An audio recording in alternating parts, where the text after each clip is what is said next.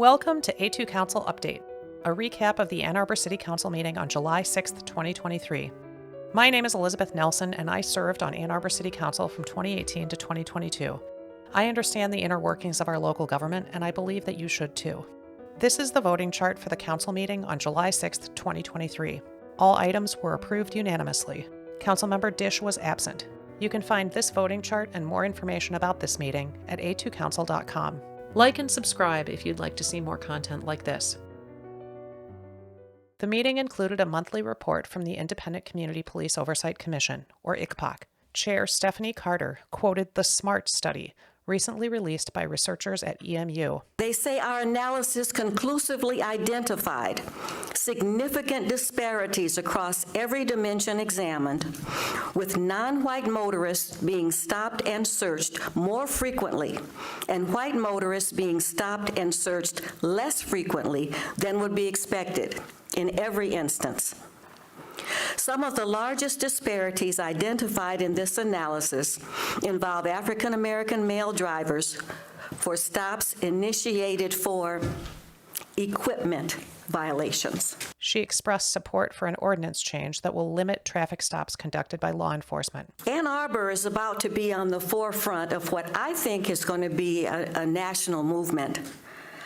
And across the country, folks like us are looking at doing away with what really produces unnecessary contacts between the police and the public. Totally unnecessary. After introductory remarks, public comments, and staff explanations, Council discussed agenda items for a little over 30 minutes. 5 people signed up in advance to offer public comments. The consent agenda included 20 items and expenditures of over $11 million. 5 items were pulled for discussion. Council considered CA6, a $150,000 contract with Live Zero Waste for various efforts to advance the city's work on the circular economy, which is the reuse and recycling of various products and materials. A staff memo listed the public engagement and education work that is proposed. Councilmember Briggs offered an amendment that was adopted without a vote. Resolved this contract be modified to add a task to at least annually track and report on the impact and efficacy of the scope of services, including details on number of stakeholders engaged, greenhouse gas emissions reduced, and other metrics relevant given the scope of services. The $150,000 contract was approved unanimously. Council then considered CA7, a $135,000 contract with VegMichigan for various efforts to engage and educate the community about plant-forward diets. A staff memo listed the public engagement and education work that is proposed. For this contract, Councilmember Briggs offered the same amendment, which was also adopted without a vote. The $135,000 contract was approved unanimously. Council then considered CA19, a resolution directing the negotiation of a contract with Recycle Ann Arbor to oversee a new regional drop-off station. Councilmember Cornell was recused due to her position on the board of the Ecology Center. This was the 3rd time that she has been recused for this reason. Council then considered CA5, an agreement to transfer the whole of the marijuana excise tax rebate funds, $1,375,000, to the Ann Arbor Housing Commission and the Ann Arbor Housing Development Corporation. In 2021, City Council unanimously approved a resolution directing these marijuana excise tax funds towards substance abuse intervention and programs for at-risk youth, as well as innovation grants to promote criminal diversion, expungement, and support for the formerly incarcerated. Council members made comments in support of transferring the excise tax money to the Ann Arbor Housing Commission. Many tenant-based voucher holders have had interactions with the criminal legal system. The trauma associated with these experiences often presents significant obstacles to social reintegration, employment, and housing stability. By providing trauma-informed, supportive services, we can address these barriers and help affected individuals begin their journey towards recovery and stability. It's great to see this contract in front of us. This was a big part of what we had approved during the budget in terms of our budget amendments. The agreement was approved unanimously. Council then considered CA15, a cost-sharing agreement with the Downtown Development Authority to conduct a downtown area circulation study. The total cost of the study is $577,613. The city's contribution is $209,674. The study will prioritize bike connection into and through downtown at locations on 1st Street, the Broadway Bridge, 5th Avenue, Catherine and Ann, Miller Street, Washington Street, and South Main. The study will also consider the feasibility of two-way traffic on 5th Avenue and Division Street, as well as the feasibility and trade-offs of shared streets, pedestrian malls, and curbless street designs. It focuses on how we can make street improvements, create like a low-stress bike network, as I mentioned, look at shared street possibilities and pedestrian malls, and update signals for the safety of people biking and walking. 3 non-binding whereas clauses were added to the resolution before it was approved unanimously. Council then considered final approval of an ordinance that prohibits law enforcement officers from making traffic stops for reasons such as a cracked windshield, broken taillight, or expired registration sticker. During a public hearing, 19 people spoke in support of the ordinance. So when you vote on this today, I want you to understand that this is not a problem that's over there. The problem of bias rests right here in the city of Ann Arbor with your officers. Pretext stops often lead to contraband charges and all types of, resisting arrest and fleeing and eluding and all types of other issues that had nothing to do with keeping the public safe, fundamentally. This is not a political issue. This is a matter of people's lives. And pseudo-liberalism that often takes place in Ann Arbor is worse than people who outright tell you they don't care about your issues. And young drivers, like my friends of color, are at increased risk of accident. And I want my friends to be able to focus their mental energy on driving safely and not worrying about being pulled over for something petty by the cops. The proposed ordinance is in line with a policy statement by the American Public Health Association. And in their policy statement, the organization urges municipal governments to, quote, advance equity and justice by decriminalizing and eliminating officer enforcement of regulations such as minor traffic violations, including expired registration and broken taillights, among many other things that the policy statement says. And we're also looking and we're hearing about how great Ann Arbor is, right? And we constantly see that in all the polls and all the things. It's the best place to live, the best place to raise children. And so Ann Arbor can step out and say that we're not only we're setting standards that way, but we're setting standards with equity for everybody. That's what this ordinance will do. And I've had the harassment, I've had the stops, and I've had the trauma that sits into many of us when we have the stops.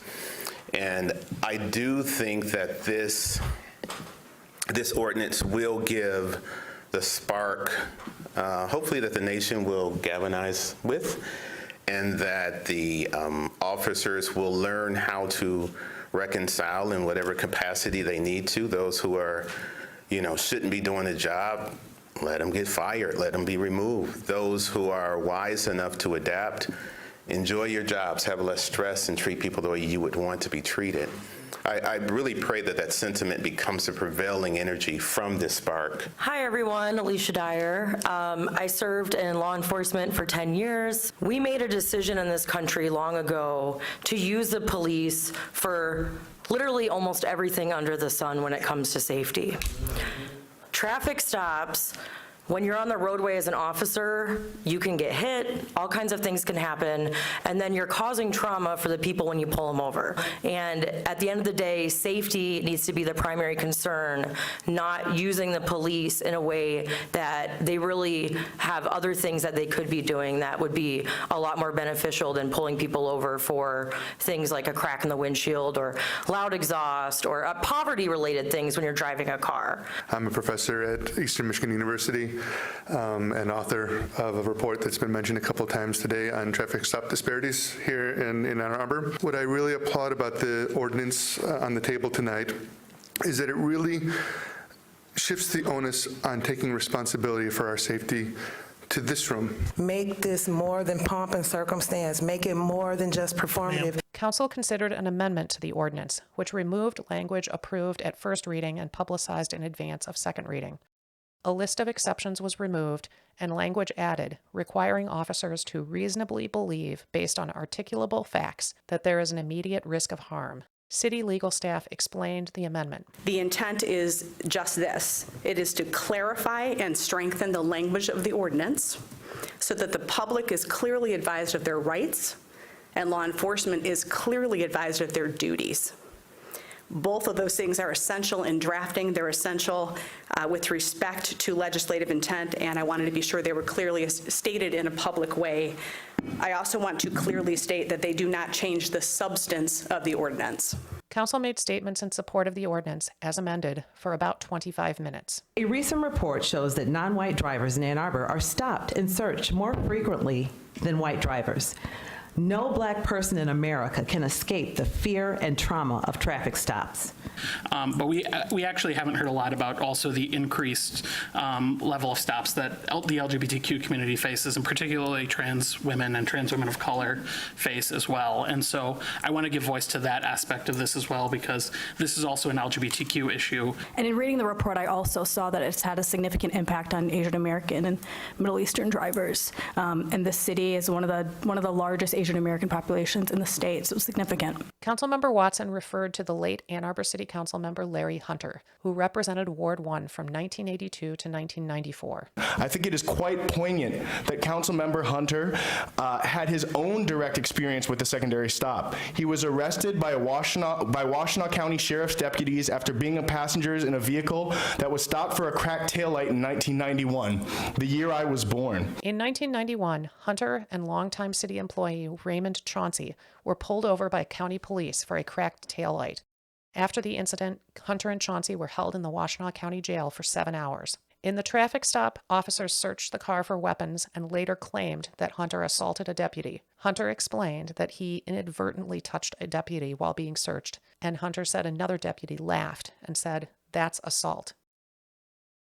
The county prosecutor determined a lack of evidence for the officer's claim of assault. However, Hunter was eventually charged with violating a seatbelt ordinance. In court, that charge was dismissed. 32 years later, this ordinance change will come too late for Mr. Hunter, but I'm proud to support it tonight. Thank you. City Administrator Milton Dehoney explained how the ordinance will be implemented.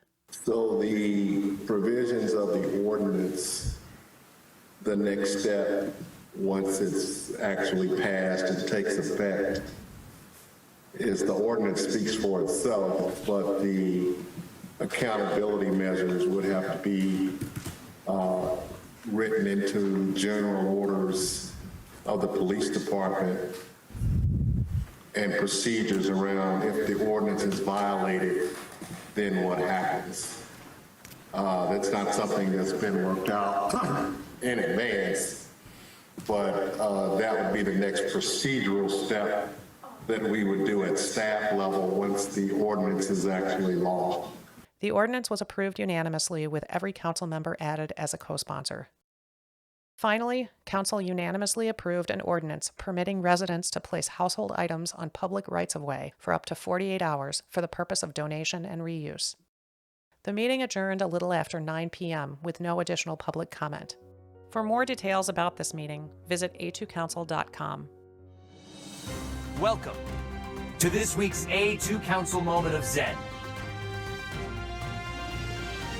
A1, we have before us our regular session meeting minutes of June 20, 2023, moved by Councilmember Watson, seconded by Councilmember Radina. Discussion, please, of the minutes. May I have a motion, please, to approve the minutes, moved by Councilmember... Oh, I've already done that. All in favor of the minutes, please say aye. Opposed? The minutes are twice moved and approved.